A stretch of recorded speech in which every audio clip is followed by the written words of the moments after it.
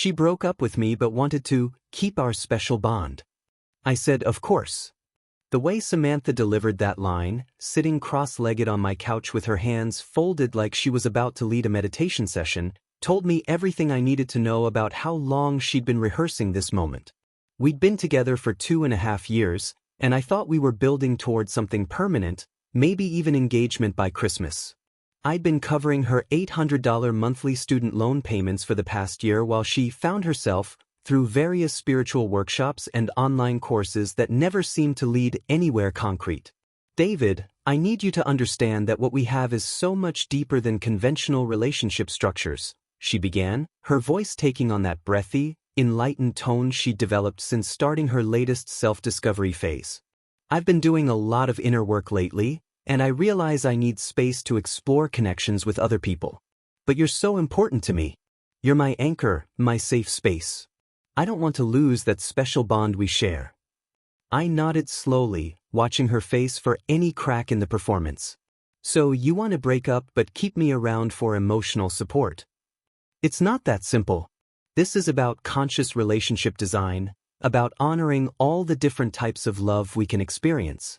I met someone at the meditation retreat last weekend who really opened my eyes to new possibilities. There it was. The real reason for this sudden spiritual awakening. Ryan? I asked, because I'd heard her mention some guy named Ryan 3 times in casual conversation since she got back from that retreat. Her cheeks flushed slightly. This isn't about Ryan specifically. This is about my personal growth journey. But yes, I want to explore what that connection might offer while maintaining what we have here. What we had here. 2.5 years of me supporting her dreams, listening to her anxieties, helping with her career transitions, and apparently funding her lifestyle while she shopped around for someone more exciting. I see, I said. And what exactly would this special bond look like practically? Well, we'd still be in each other's lives. Still share our deep emotional connection. You know how I rely on your stability, your practical wisdom. You're the person I call when I'm having a crisis or need to talk through something important. That wouldn't change. She reached over and squeezed my hand. You'd still be my person, David. Just in a different way. And the physical relationship? That would need to change, obviously. But emotional intimacy is so much more meaningful than physical anyway, don't you think? I almost laughed at the audacity. She wanted to keep me as her unpaid therapist and life coach while she dated other people. What about finances? You know I've been helping with your student loans. For the first time since she'd started this speech, her confident expression faltered. Well, I mean, that's been such an incredible gift. I hope you wouldn't just cut me off completely. Maybe we could work out some kind of transition period? A transition period for you to find someone else to pay your bills? David, don't be crude. This is about so much more than money. I thought you understood how evolved our connection is. I stood up and walked to the kitchen, needing a moment to process the sheer manipulation I was witnessing. When I came back with a glass of water, she was scrolling through her phone, probably texting Ryan about how the conversation was going. Okay, I said finally. I understand what you're asking for. Her face lit up with relief and what looked like surprise that I was taking it so well. Really? I was so worried you'd be angry or try to make this difficult. Why would I be angry? You're being honest about what you want. And you're right, we do have a special bond. Thank you for being so mature about this. I knew you'd understand once I explained it properly. Just to be clear though, you'll need to take over your student loan payments starting next month. Since we won't be in a committed relationship anymore, it doesn't make sense for me to keep covering that. The color drained from her face like I'd just told her I was canceling Christmas. What? But David, you know I can't afford those payments on my salary. I thought our bond meant something to you. It does mean something. It means I care about you enough to want you to be independent and self-sufficient. That's what personal growth is about, right? She stared at me for a long moment, and I could see her trying to recalibrate her approach. Can't we at least discuss this? Maybe work out some kind of arrangement. What kind of arrangement? I pay your bills while you date other people? You're being deliberately obtuse.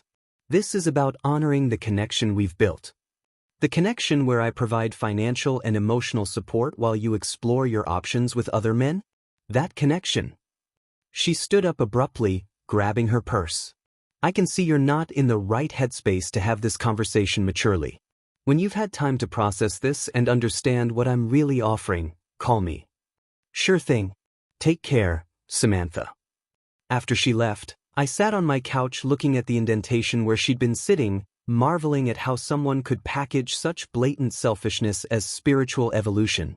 The really impressive part was how she'd almost convinced herself it was generous of her to offer me the privilege of being her backup plan. Over the next week, I discovered exactly what Samantha meant by maintaining our special bond. The texts started immediately, long rambling messages about her emotional state that she clearly expected me to respond to with my usual supportive analysis. Having such a hard day processing all these new feelings. You always know exactly what to say to help me find clarity. Can you call me when you get this? I read the message, set my phone aside, and went back to reviewing code for a client project. 3 hours later, another text arrived. David? I really need to talk through some things. Ryan and I had this intense conversation about boundaries and I'm feeling so overwhelmed. Ryan again. I was starting to get a clear picture of how this conscious relationship design was working out for her. She was dating him while expecting me to provide the emotional labor of processing her romantic drama with another man. The audacity was almost impressive. By Wednesday, the texts had escalated to phone calls. I let the first few go to voicemail, listening to increasingly frustrated messages about how I was withdrawing my support during a crucial transition period. When she called at 2 a.m. Thursday night, I finally answered. David, thank God. I've been having this spiritual crisis and you're the only person who really understands my journey. Samantha, it's 2 a.m. I have a client presentation in the morning. I know, but this couldn't wait. Ryan said something tonight that's made me question everything about my path, and I need your perspective on whether I'm self-sabotaging or actually growing. I sat up in bed, trying to process what I was hearing. You want me to give you relationship advice about another man? It's not relationship advice, it's spiritual guidance. You know how you always help me see things clearly when I'm confused. I'm not your therapist, Samantha. We broke up, remember? So you could explore connections with other people? Don't be like that. Our bond transcends conventional labels. You know you're the most important person in my life. If that were true, you wouldn't have broken up with me to date someone else. She was quiet for a moment, then her voice took on that wounded tone she used when she wasn't getting her way. I thought you understood what we were building here. This feels like punishment. It's not punishment. It's boundaries. Which is something you said you were learning about with Ryan. I hung up and turned my phone on silent. Friday brought a new crisis. Her laptop had crashed, and she needed me to fix it because she had an important project due. I know you're upset with me, but this is an emergency. You're the only person I trust with my computer. Take it to the tech repair place downtown. David, you know I can't afford that right now. Plus, they don't understand my workflow like you do. Then ask Ryan to help. He's not technical like you.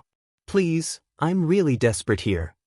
I stared at her message for a long time before typing back. My consulting rate is $150 an hour. She called immediately. Are you seriously going to charge me? After everything we've shared? You wanted to redefine our relationship. Professional services have professional rates. This is so cold, David. I never thought you'd be this petty. It's not petty. It's appropriate boundaries for our new dynamic. That weekend, I ran into our mutual friend Marcus at the grocery store. Hey man, how are you handling everything with Samantha? He asked. Handling what exactly? The whole conscious uncoupling thing. She's been telling everyone how mature you both are about transitioning to a new form of relationship. Very evolved stuff, apparently. I almost choked on my coffee. Conscious uncoupling?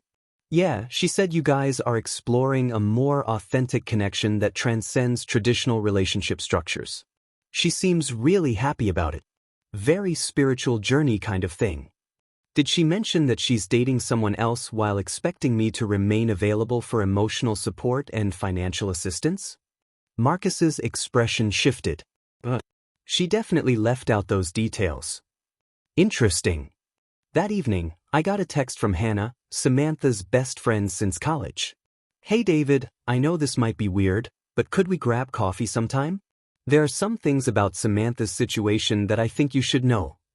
I stared at the message, curious about what Hannah felt compelled to share. Hannah had always been the more grounded of Samantha's friends, the one who seemed to see through the spiritual performance art that had taken over Samantha's personality. Sure, how about Tuesday after work? Perfect. There's a lot you don't know about what's really been going on. As I set my phone down, I realized I was actually looking forward to that conversation. After a week of Samantha's manipulation and entitled demands, talking to someone with actual integrity sounded refreshing. Hannah and I met at a quiet coffee shop downtown Tuesday evening, and she looked genuinely uncomfortable as she settled into her chair across from me. I've been debating whether to tell you this for weeks, she began, pulling out her phone. But after seeing how Samantha's been acting lately, I can't stay quiet anymore. She showed me a screenshot from a group chat dated 3 months ago. Samantha's message read, I've been researching how to keep exes as emotional support systems while dating other people. There are actually frameworks for this if you approach it spiritually. My stomach dropped as Hannah scrolled to more messages. David is so reliable, like a golden retriever. He'll stick around no matter what because he thinks he loves me. Perfect backup plan while I explore more exciting options. The casual cruelty of it hit harder than I expected. Hannah's face was full of sympathy as she continued scrolling. There's more. She's been planning this breakup since she first heard about Ryan through her meditation group. She even Googled how to keep financial support from ex-boyfriend and found articles about conscious uncoupling. She actually researched this? David, she has a whole Pinterest board called Transition Strategies with quotes about maintaining beneficial connections after relationships end. She's been treating this like a business plan. Hannah showed me another screenshot where Samantha had written, the key is making them think they're being spiritually evolved by accepting the new arrangement. David's so eager to be seen as mature and understanding that he'll go along with anything if I frame it right. I stared at the phone screen, feeling something cold settle in my chest. Not heartbreak exactly, but the sharp clarity that comes with seeing someone's true character. Why are you showing me this? Because you deserve better than being manipulated by someone who sees you as a utility rather than a person. And because I'm tired of watching her treat people like disposable resources. Hannah paused, then added, also because I might have a solution to both our problems. What do you mean? I got offered a position with a tech startup in Austin. 6-month consulting contract, really good money. I was going to turn it down because I hate the idea of leaving my life here, but honestly, after seeing how Samantha operates, I'm ready for a change of scenery. Austin's a great tech scene. The thing is, they're also looking for someone to help develop a project management app for creative professionals. I remembered you mentioning that idea you had for streamlining freelancer workflows. Want to escape this drama and build something real instead? I looked at Hannah's earnest face, thinking about the contrast between her straightforward offer and Samantha's elaborate manipulation. You're serious about this? Dead serious. I've been wanting to get into app development for years, and working with someone I actually trust sounds amazing compared to staying here watching Samantha cycle through her latest spiritual persona. When would we leave? Contract starts in 3 weeks. I know it's fast, but sometimes the best decisions are the obvious ones. That night, I called the startup and had a 2-hour conversation with their CTO about the project scope and my role in their Austin expansion. By Thursday, I'd signed a 6-month contract with an option to extend, and Hannah and I were making plans to drive to Austin together the following Monday. I didn't tell Samantha about the move until Saturday. She'd been sending increasingly desperate texts all week about needing to reconnect and process her feelings about Ryan, who apparently wasn't providing the deep emotional connection she'd expected. When I finally called her back, she immediately launched into a monologue about her latest spiritual insights. David, I've realized that my connection with Ryan was actually just physical attraction disguised as soul resonance. What we have is so much deeper and more meaningful. I think I made a mistake trying to explore other options when what I really needed was right in front of me. That's interesting timing, I said, because I'm moving to Austin on Monday. Silence. Complete silence for almost 30 seconds. What do you mean, moving to Austin? I got offered a consulting position with a startup there. 6-month contract, possibly longer. But what about us? What about our bond? What about it? You broke up with me to date Ryan, remember? That was a mistake. I told you, I realized what we have is irreplaceable. If it was irreplaceable, you wouldn't have replaced it. David, please. Don't make any hasty decisions. We need to talk this through properly. There's nothing hasty about it. I signed the contract 3 days ago. 3 days ago? You've been planning this and didn't even tell me? Why would I tell you? We're not together anymore. You made that very clear. But I thought we were working toward getting back together. All those texts, those late-night calls where we connected so deeply. You mean the calls where you processed your relationship drama with another man and expected me to provide free therapy? Her voice cracked slightly. That's not what those were about. Hannah showed me the group chat screenshots, Samantha. I know about your research into keeping exes as emotional support systems. I know about the Pinterest board. The silence this time lasted so long I thought she'd hung up. When she finally spoke, her voice was small and defensive. Hannah had no right to show you that. Those were private conversations. Were they private when you called me your backup plan? When you said I'd stick around like a golden retriever? David, you're taking those messages out of context. I was just confused and working through my feelings. No, you were strategizing. And now I'm done being strategized. So you're just going to abandon everything we built together? I'm not abandoning anything. I'm choosing to build something with someone who sees me as a partner instead of a resource.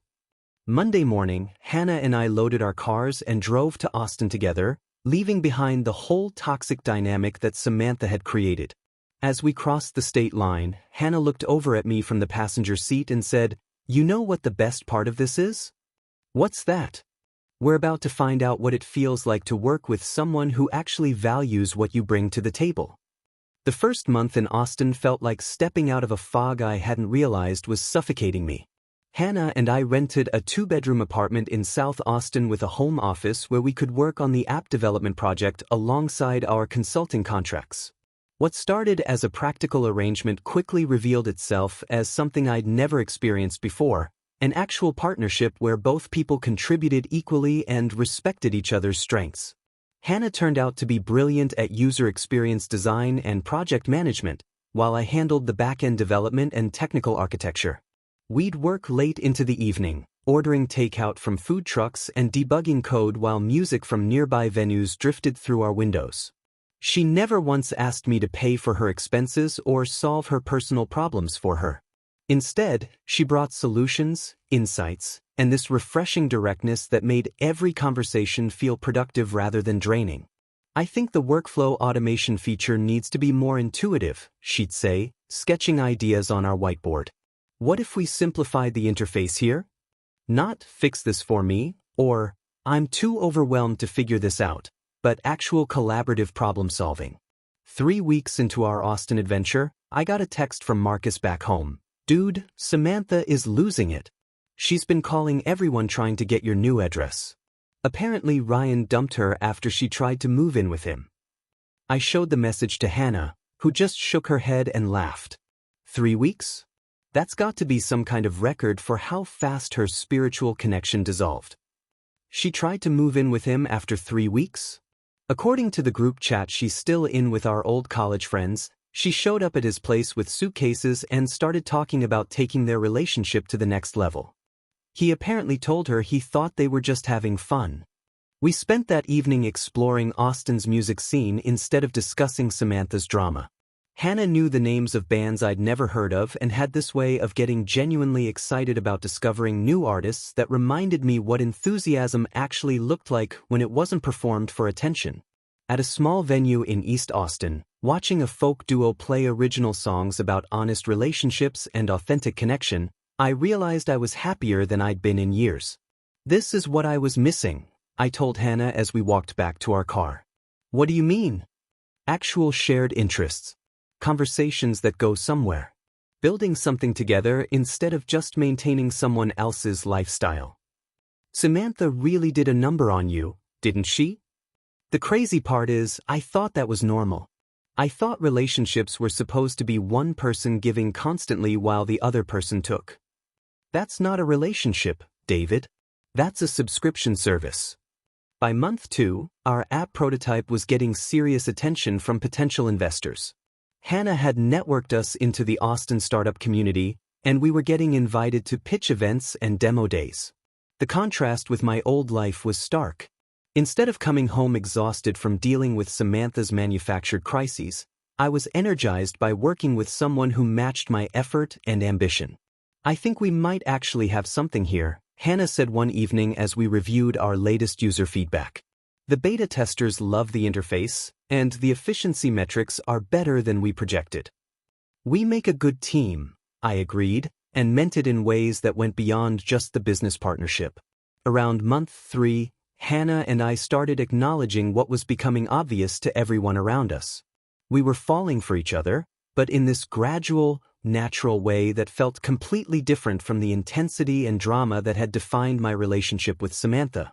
I don't want to complicate our working relationship, Hannah said one night as we sat on our apartment balcony reviewing code. But I think there's something happening here that's worth exploring. I've been thinking the same thing. But I also don't want to rush into anything. This partnership is too important to mess up. What if we just let it develop organically? No pressure, no timeline, just see where it goes. That conversation led to our first real date the following weekend. Dinner at a farm-to-table restaurant where Hannah insisted on splitting the check, followed by a concert where we talked about everything except our past relationships. She asked thoughtful questions about my goals and shared her own ambitions for the app and her career. No manipulation, no testing, just two people getting to know each other better. Meanwhile, the updates from home painted a clear picture of Samantha's downward spiral. She'd been fired from her marketing job after missing too many days during her spiritual crisis following Ryan's rejection. She was back to posting cryptic Instagram stories about toxic masculinity and men who couldn't handle evolved women. The irony is incredible, Hannah observed as we scrolled through Samantha's latest posts. She's calling Ryan toxic for not wanting to live with someone he'd been dating for 3 weeks, but she expected you to fund her lifestyle indefinitely while she shopped around for upgrades. By month 4, Hannah and I had officially started dating, though it felt more like acknowledging what everyone could already see. Our relationship developed naturally through shared goals and genuine compatibility rather than manufactured intensity. She celebrated my successes, supported my challenges, and brought her own ambitions and ideas to everything we built together. This is what partnership actually looks like, I told her one evening as we celebrated landing our first major client for the app. Equal investment, mutual respect, shared vision. It's almost like relationships work better when both people contribute instead of one person extracting value from the other, she replied with that dry humor I'd grown to love. As our Austin project neared completion in month 5, I decided it was time to share our success story with the professional world.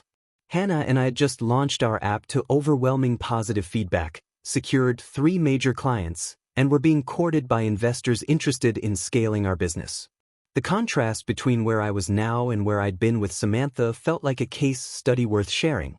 I spent a weekend crafting a LinkedIn article titled, "Building Authentic Partnerships: Lessons from 6 Months in Austin." The piece focused on the importance of mutual investment in professional relationships, the value of finding collaborators who share your work ethic, and how genuine partnerships create exponential value rather than drain resources. I included photos from our app launch party, images of Hannah and me presenting to investors, and shots of our growing team in our new Austin office space. "You sure you want to post this?" Hannah asked, reading over my shoulder. "Samantha's going to see it, and she's going to know exactly what you're really saying." "That's the point." Sometimes the best response to manipulation is simply demonstrating what authentic success looks like. I love it. And I love this line. Sometimes the best partnerships bloom when you stop accepting counterfeits and start building something real. Think it's too subtle? David, you literally tagged her in the post. Subtle went out the window when you decided to showcase our happiness to your entire professional network. The article went live Monday morning, and within hours it was gaining traction in our tech community. Colleagues from my old job started commenting about how inspiring it was to see someone take such a bold career move. Former clients reached out about potential collaborations. The startup community in Austin shared it as an example of successful risk-taking and partnership building. But the real validation came from the engagement metrics. Over 300 likes, 50 comments, and dozens of shares within the first day. People were resonating with the message about authentic relationships, both professional and personal. Look at this comment. Hannah showed me her phone. Sarah Chen from that venture capital firm wrote, "This is exactly the kind of partnership dynamic we look for in startups we fund. Mutual respect and shared vision always outperform individual brilliance with ego conflicts." And this one from your old boss. "Wish we could have kept you, but clearly Austin was the right move. Impressive work building something meaningful." By evening, the post had been viewed over 2,000 times and shared across multiple professional networks. The comment thread had turned into a discussion about healthy business relationships and the importance of working with people who match your energy and commitment. "You realize this has essentially become your professional manifesto," Hannah observed as we read through the responses. "But maybe it'll help other people recognize the difference between partnership and exploitation." Speaking of which, check your DMs. I opened my LinkedIn messages to find dozens of connection requests and business inquiries, but buried among them was exactly what Hannah had predicted, a message from Samantha. "David, I saw your article and I'm really hurt that you'd use our relationship as content for your professional brand. What we had was real and meaningful, and reducing it to a cautionary tale about counterfeits feels cruel and unnecessary. I hope you're happy with your new life, but please consider how your words affect people who genuinely cared about you." I showed the message to Hannah, who read it with raised eyebrows. "She's really going to play the victim card? After everything she put you through? Look at the language. What we had was real and meaningful. She's still trying to rewrite history.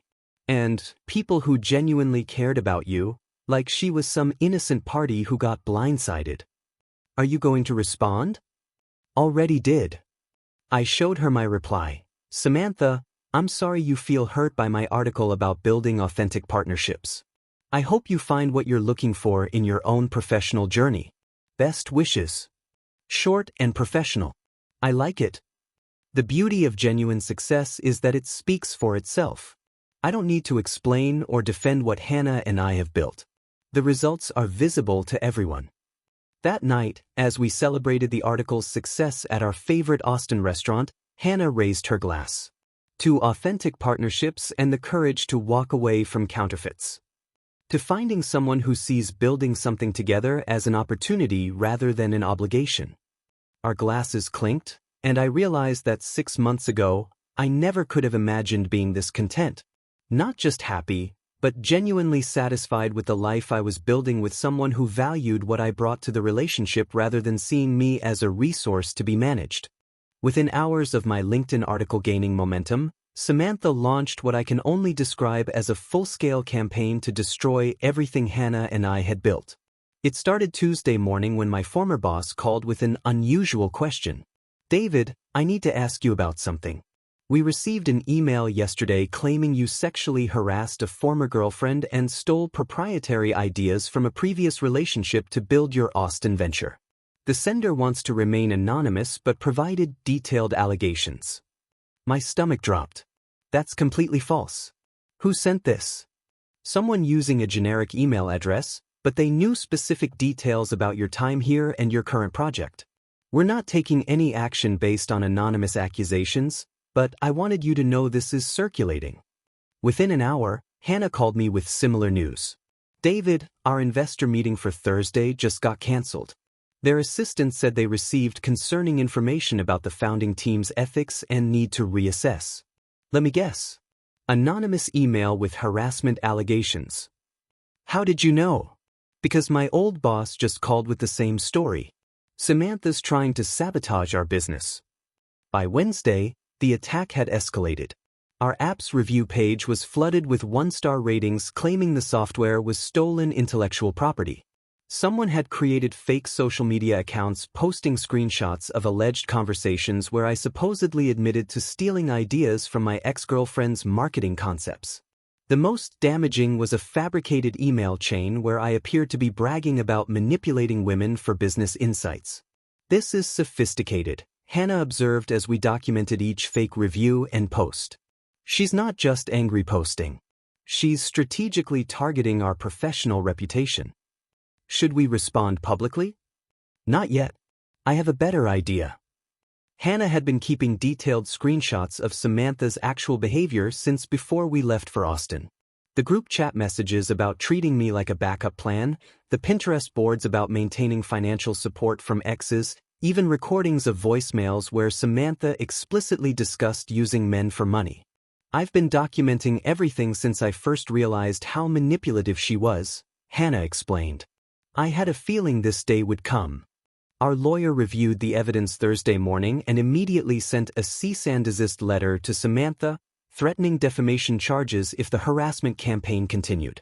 More importantly, Hannah had forwarded our documentation to several people in our professional network who knew Samantha's reputation. The thing about people like Samantha, our business mentor explained during an emergency call, is that they create patterns.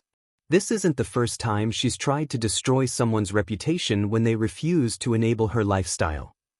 You know about her other attempts? David, she tried the same thing with her previous boyfriend when he stopped paying her credit card bills. Created fake harassment claims, spread rumors about his business practices. The difference is he didn't have the kind of evidence you two collected. By Friday, the tide had turned completely. Several of Samantha's former friends had reached out to us directly, sharing their own experiences with her manipulation tactics. One of them, Jessica, had been particularly helpful. She did the exact same thing to my ex-roommate last year, Jessica told us over a video call. Created fake reviews for his consulting business, sent anonymous emails to his clients claiming he was unstable. The pattern is identical. Why didn't anyone warn us? Hannah asked. Because she's very good at isolating her targets and making people think they're the only ones who've experienced her behavior. Plus, she usually picks men who are too embarrassed to talk about being financially manipulated by a woman. Our lawyer used this information to build a stronger case, demonstrating a clear pattern of harassment and defamation. More importantly, our business mentor had connections throughout the Austin startup community who helped shield our company from Samantha's attacks. The venture capital firm that canceled your meeting? Our mentor told us Monday morning. I spoke with their managing partner over the weekend. They're back on board and actually more interested now that they've seen how professionally you handled a crisis. Really? David, the way you and Hannah managed this situation impressed a lot of people.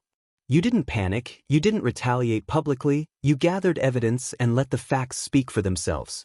That's exactly the kind of leadership they want to invest in. By the end of the week, Samantha's harassment campaign had completely backfired. Our app reviews were back to normal after the platform removed the obvious fake accounts.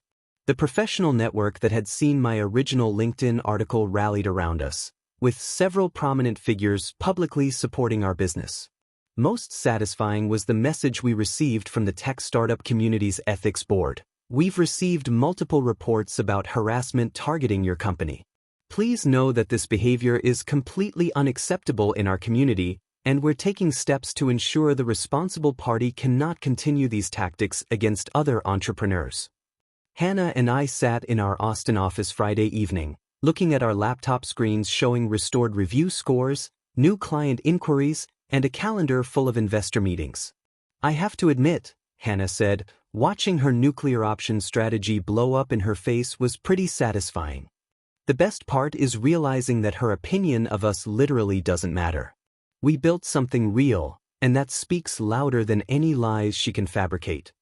Plus, Now everyone in our professional community knows exactly who they're dealing with if she ever tries this again. Think she'll try again? Honestly, I think she just learned that there are consequences for targeting people who document everything and work within established professional networks. This probably won't end well for her. 18 months later, Hannah and I were preparing for our engagement announcement when I received an update that perfectly captured how different our paths had become. Marcus sent me a link to a local news article, former marketing professional charged with harassment campaign against Austin tech startup. The article detailed how Samantha's pattern of targeting ex-partners had finally caught up with her. Apparently, after her campaign against us failed, she tried the same tactics on 2 other men who'd stopped funding her lifestyle. The third victim was a lawyer who documented everything and pressed charges. She lost her new job at that wellness center, Marcus explained in his follow-up text. Turns out they don't appreciate employees who create fake harassment campaigns during work hours. She's moved back to her hometown and is working at a yoga studio, still posting cryptic social media content about toxic masculinity and people who couldn't handle her growth. Hannah and I read the article together in our expanded Austin office, surrounded by the team of 12 employees we'd hired as our app scaled into a full software company. Our special bond had evolved into something Samantha could never have understood, a partnership built on mutual respect, shared vision, and genuine commitment to each other's success. You know what's wild? Hannah said, looking around our office where developers were collaborating on our latest product release.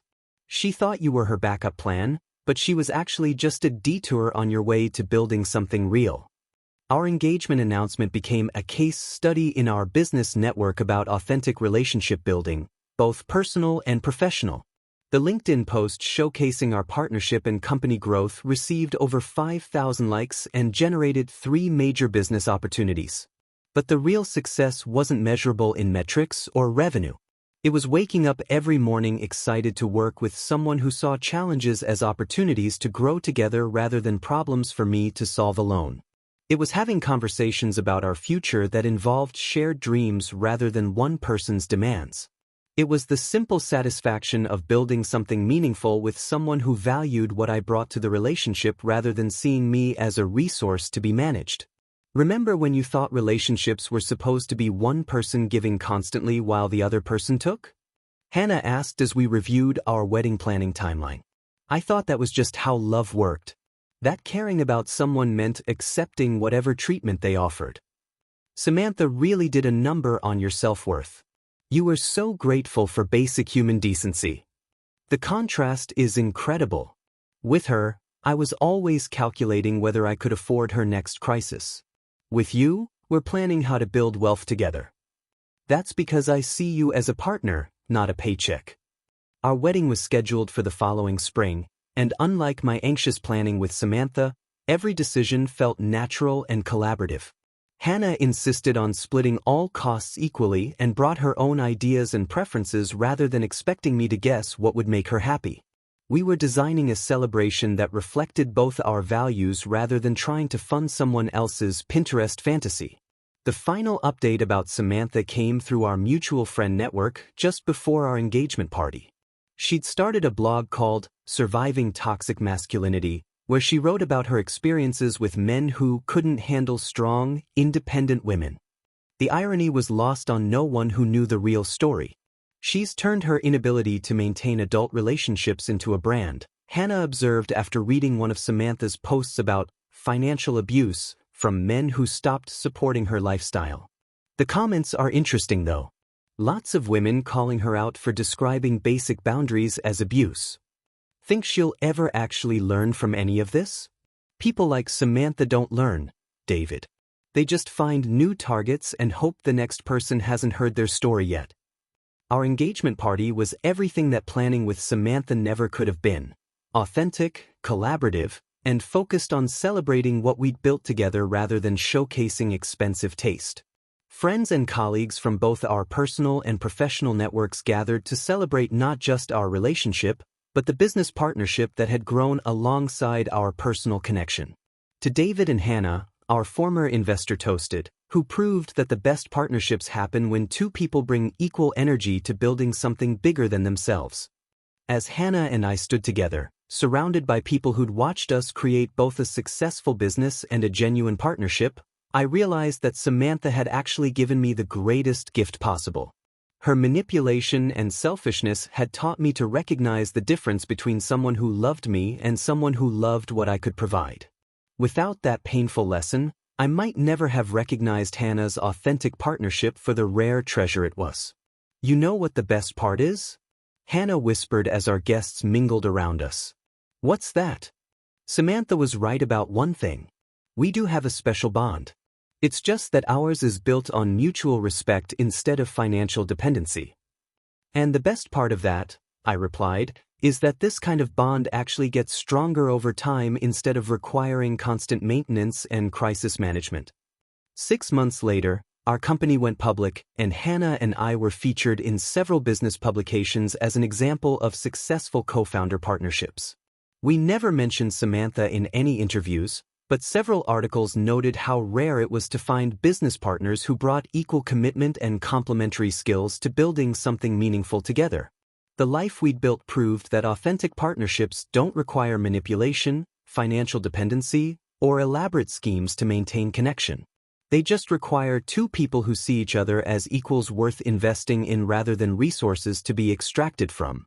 Sometimes the greatest revenge really is just living well with someone who actually deserves your effort.